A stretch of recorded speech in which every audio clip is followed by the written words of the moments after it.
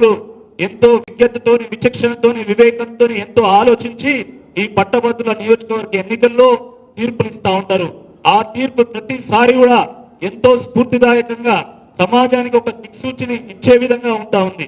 మీరు గత పరంపర చూడండి, పార్టీలు ఏమైనా కావచ్చు, ఒక చుక్కా రామయ్య గారు, ఒక ప్రొఫెసర్ నాగేశ్వర్ గారు, ఎల్ఎస్ రాజు గారు, డాక్టర్ రాజేశ్వరరావు గారు, రామచంద్రరావు గారు, లేదా కపిలవాయి దిలీప్ కుమార్ గారు, డాక్టర్ పల్లా రాజేశ్వర రెడ్డి గారు, పార్టీలు ఏవైనా పట్టభద్రులు ప్రతిసారి మంచి విజనరీస్ ని, థింకర్స్ ని, ఇంటలెక్చువల్స్ ని, సమాజంలో ఒక సంక్షోభం ఏర్పడ్డప్పుడు ఆ సమాజానికి దారి చూపగలిగే సత్తా ఉన్నటువంటి వాళ్ళని, ప్రజలకు ఆదర్శంగా నిలబడగలిగేటువంటి వాళ్ళను, సమాజానికి ఉదాహరణగా నిలిచినటువంటి వాళ్ళను మాత్రమే పట్టభద్రులు ఎన్నుకుంటున్నారు.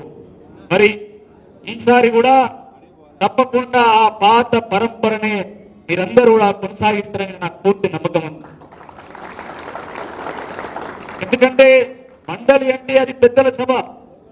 పెద్దల సభకు మేధావులను విద్యావంతులను పంపుతారు తప్ప మాయగాళ్ళను మోసగాళ్ళను అస్సలు పంపరు కాక పంపరు. పెద్దల సభ యొక్క పెద్దరికాన్ని కాపాడేటోళ్ళని పంపుతారు తప్ప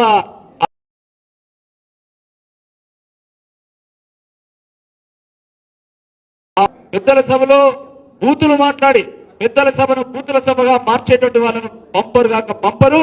తప్పకుండా పెద్దల సభలో విషయ పరిజ్ఞానంతో, విజ్ఞతతో, వివేకంతో, భావి తరాల గురించి ఆలోచించి మాట్లాడేటువంటి వాళ్ళు, వాదనను వినిపించే వాళ్ళని మాత్రమే పంపుతారని చెప్పి ఈ సందర్భంగా నేను గుర్తు చేస్తున్నాను.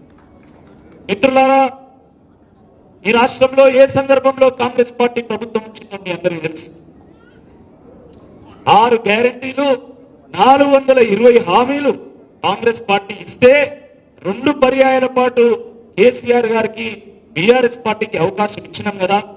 సరే, వీళ్ళు అంతకంటే ఎక్కువ చేస్తామని చెప్తున్నారు కదా, వీళ్ళకు ఒక్కసారి అవకాశం ఇద్దామని చెప్పి కాంగ్రెస్ పార్టీకి అవకాశం ఇచ్చారు. సరే, ప్రభుత్వంలో ఎవరు శాశ్వతం కాదు.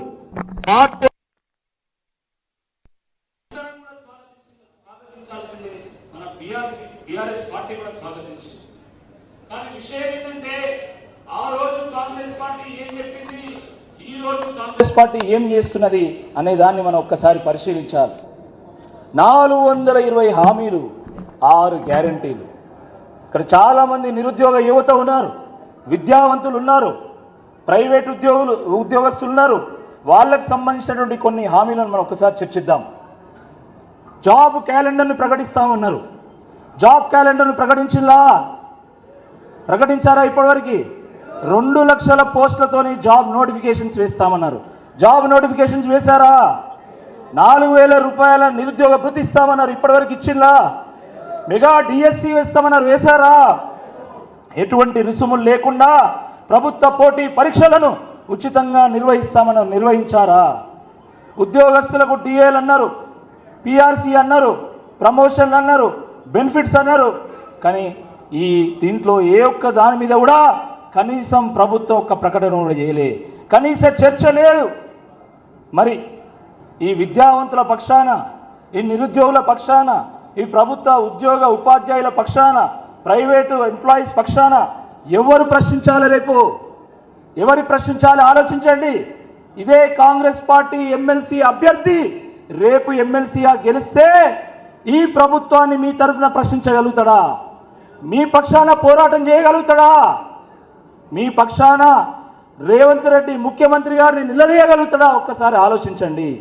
కానీ బీఆర్ఎస్ పార్టీ ఎమ్మెల్సీ అభ్యర్థిగా నన్ను గెలిపిస్తే తప్పకుండా ఈ నిరుద్యోగుల పక్షాన, విద్యావంతుల పక్షాన, తెలంగాణ సంపన్న వర్గాల పక్షాన, ఉద్యోగుల పక్షాన, ఉపాధ్యాయుల పక్షాన, తెలంగాణ పక్షాన గొంతెత్తి గలమెత్తి గర్జించి పోరాడి తప్పకుండా ప్రభుత్వం మెడలు వంచైనా ఈ హామీలు నెరవేర్చుతాం. తప్పకుండా ప్రభుత్వం దిగి వచ్చే విధంగా, ప్రభుత్వాన్ని ఆలోచింపజేసే విధంగా బీఆర్ఎస్ పార్టీ వ్యవహరిస్తుందని చెప్పి ఈ సందర్భంగా గుర్తు చేస్తా ఉన్నాను. ప్రజలు ఏరి కోరి ఎంచుకొని కాంగ్రెస్ పార్టీని ప్రభుత్వంలో తీసుకొచ్చిండు. ఈ ఎన్నికల్లో కాంగ్రెస్ పార్టీ ఎమ్మెల్సీ అభ్యర్థి ఓడిపోయినా ఈ ప్రభుత్వానికి వచ్చేటువంటి ముప్పేం లేదు. కానీ ఒకవేళ బీఆర్ఎస్ అభ్యర్థిగా నేను గెలిస్తే ప్రజల చేతికి ఒక ఆయుధాన్ని ఇచ్చినట్టయితది. మండలికి మీ అందరి పక్షాన ఒకరిని ప్రశ్నించే గొంతును మండలి పంపించినట్టయితేని ఈ సందర్భంగా గుర్తు చేస్తున్నాం. కాబట్టి ఆలోచించండి. మేమేమి అధికారం కోసం ఓటు అడగడం లేదు. కాంగ్రెస్ పార్టీ అధికారంలోకి ఆల్రెడీ ఉన్నది. అది మేము మీ పక్షాన పోరాటం చేయడానికి, మీ తరపున గొంతెత్తడానికి, మీ హక్కులను సాధించడానికి మాత్రమే ఓట్లు అడుగుతున్నాము. తేడాను ఒక్కసారి గమనించాల్సిందిగా ఈ సందర్భంగా గుర్తు చేస్తా ఉన్నాను. మీది ఓటు మాది పోరాటం, మీది ఓటు మాది ఆరాటం, మీది ఓటు మాది పరిష్కారం. కాబట్టి ఓటు మాత్రమే మీరు వేయండి, మిగతాదంతా కూడా బీఆర్ఎస్ పార్టీ చూసుకుంటుందని ఈ సందర్భంగా విజ్ఞప్తి చేస్తున్నా.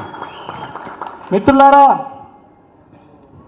నేను ఒక రైతు బిడ్డను, రైతు కుటుంబం నుంచి వచ్చినటువంటి వాడిని. కష్టం అంటే ఏందో, పేదరికం అంటే ఏందో తెలిసినటువంటి వాడిని. వాటిని ఛేదించి ఉన్నత విద్యను అభ్యసించి అమెరికా వెళ్ళి 7 ఏళ్ల పాటు అక్కడ ఉద్యోగం చేసి పుట్టిన గడ్డ రుణం తీర్చుకోవాలి, మా ప్రాంత ప్రజలకు సేవ చేయాలనేటువంటి లక్ష్యంతోనే నేను 2013లో ఉద్యోగానికి రాజీనామా చేసి నేను వరంగల్కి వచ్చి ఇదే కాకతీయ యూనివర్సిటీలో జై తెలంగాణ అనేటువంటి నినాదంతోనే నేను రాజకీయాల్లో ప్రవేశించాను.